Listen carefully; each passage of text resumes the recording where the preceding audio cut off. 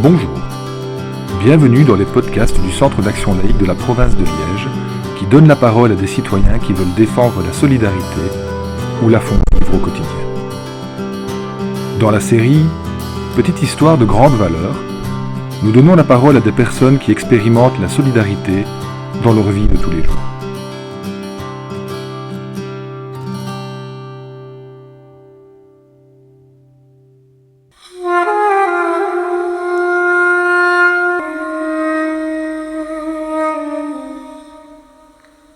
Aujourd'hui, nous écoutons Amal, réfugiée syrienne en Belgique depuis une dizaine d'années. Elle nous parle des solidarités qui lui ont permis de surmonter l'épreuve de l'exil. Je m'appelle Amal. Je viens par Syrie, Alep. Je suis 38 ans. J'ai travaillé là-bas professeur, les langues arabes. Et je travaille aussi dans une société avec les enfants handicapés. Je suis à Belgique depuis 2015 avec mes enfants. J'ai pris les papiers belges pour rester là, 2016.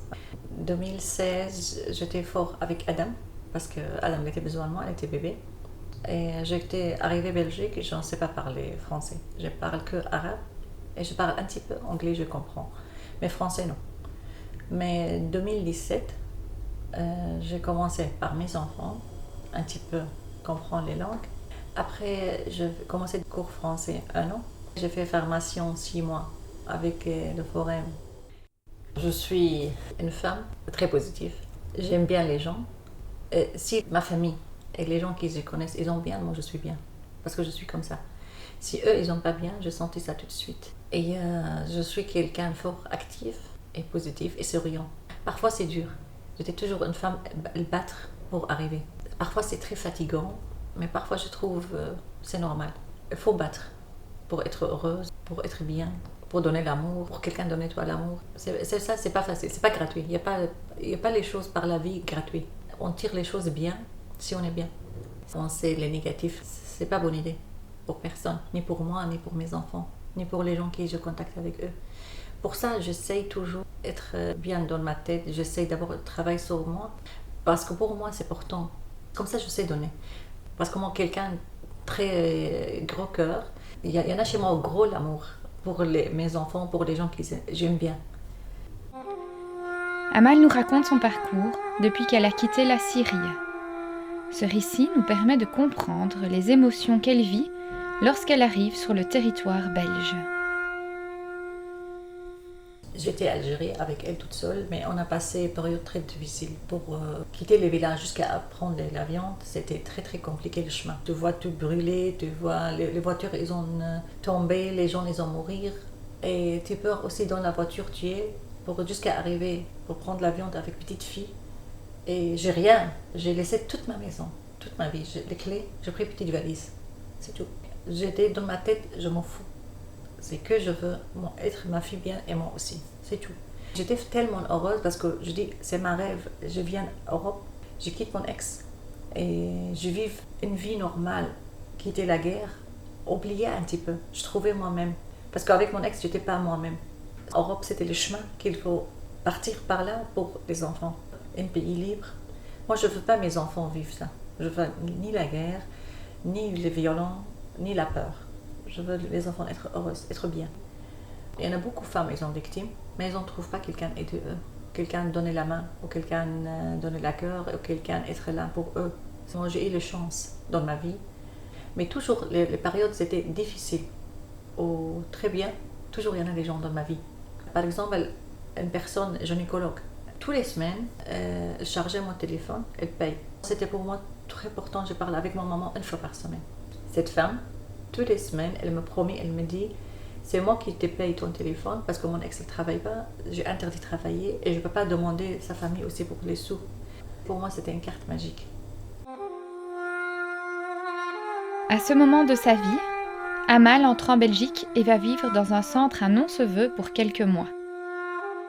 Elle y trouve un endroit où elle peut se reconstruire et elle rencontre des personnes qui vont l'accompagner dans les premiers pas de sa nouvelle vie.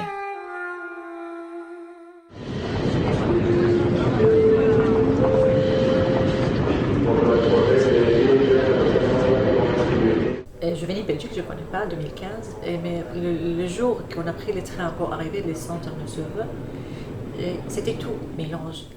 C'était heureuse, peur, perdue. C'est une surprise magique. Tout mélange dans ma tête. C'était un jour très très froid.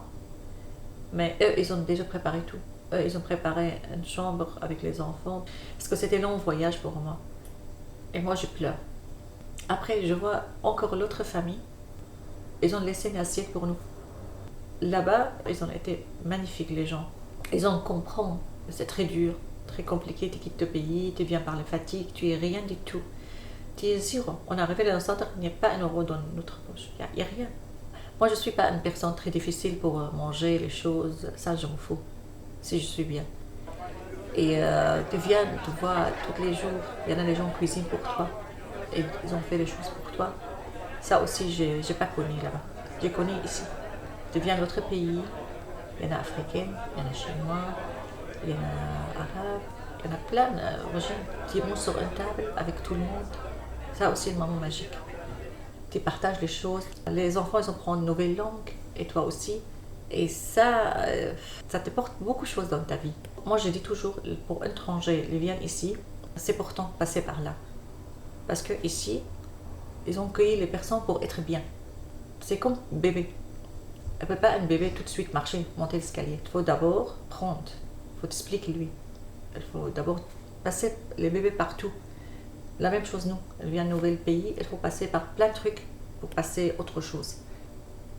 Cette femme, elle a commencé tous les jours, elle vient monter chez moi dans la chambre.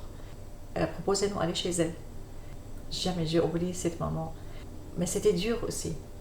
Toutes les personnes, elles sont dans le centre, on a une chambre seule, il n'y a pas de maison.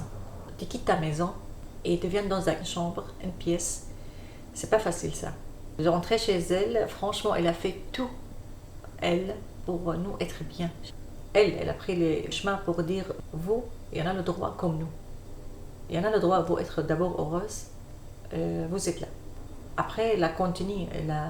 Dans la période, j'ai couché, elle était là, elle me soulageait, elle m'a pris mon bébé. Elle a fait tout pour trouver une maison pour nous, pour chercher les meubles, pour trouver la vaisselle, pour faire belle maison. À présent, Amal a trouvé un équilibre. Elle a construit une vie sereine en Belgique. Fière de cette émancipation, elle désire prendre son envol. Il faut être courageux, il faut être patiente, il faut être positif. Parfois, il y en a les gens, ils ont été aidés, mais même ils n'ont pas bien. Même ils sont malades, même ils n'ont pas envie, mais ils ont été là. Mais maintenant, après tout ça, tu dis, ok, il faut dire merci à eux aussi. Il faut penser dire un jour merci. Cette aide-là, pas continuer toute la vie aussi. Parce que si tu prends de l'habitude, tu coinces. Après, tu n'as pas envie de travailler. Je n'ai pas envie d'être comme ça, parce que je ne suis pas comme ça. Il faut commencer autre chose. Il faut dire stop un petit peu. Maintenant, moi, j'ai besoin toujours d'aide, parce que mes enfants, encore, ils sont petits. Je n'ai pas encore voiture. Je n'ai pas famille. J'ai toujours besoin d'aide, mais je suis bonne santé, je suis intelligent, je suis courageux, je suis positif. J'ai plein de trucs dans ma main après toutes les formations que je fais. Je sais que je peux maintenant commencer à travailler ou faire autre chose. Comme ça, je peux laisser place ou une chance pour l'autre gens, ils ont besoin d'aide aussi. Et moi, maintenant, ça va aller un petit peu. J'ai passé un autre chemin. Maintenant, j'ai continué de travailler un petit peu. Maintenant, j'espère aussi que j'ai passé par permis de conduire. Comme ça, les choses, ils ont mis en place. Il faut penser toujours, il y en a une bonne personne, elle est là. Même tu ne connais pas lui, même lui tu ne connais pas, mais tu sentis ça. Et il y en a beaucoup de gens, ils ont bien. Il faut penser ça. Et moi je dis qui je suis maintenant, et que beaucoup de gens gentils dans ma vie, beaucoup de gens positifs, ils ont porté plein de choses magiques pour moi, pour les enfants. Et j'espère un jour, moi aussi, je fais les choses pour les gens qui ont besoin de moi. On est dans une période, on a besoin d'être groupe. Si on donne la main, si on dit, moi j'aide là, j'aide personne ça, l'autre aide, on est très tout va bien. On ne reçoit pas de problème. Amal a été aidée et souhaite maintenant aider à son tour. Grâce à son témoignage, nous nous questionnons.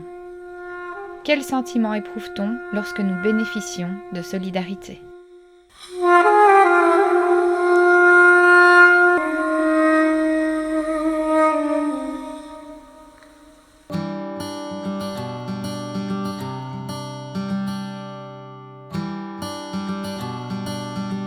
Merci d'avoir écouté cette petite histoire de grande valeur.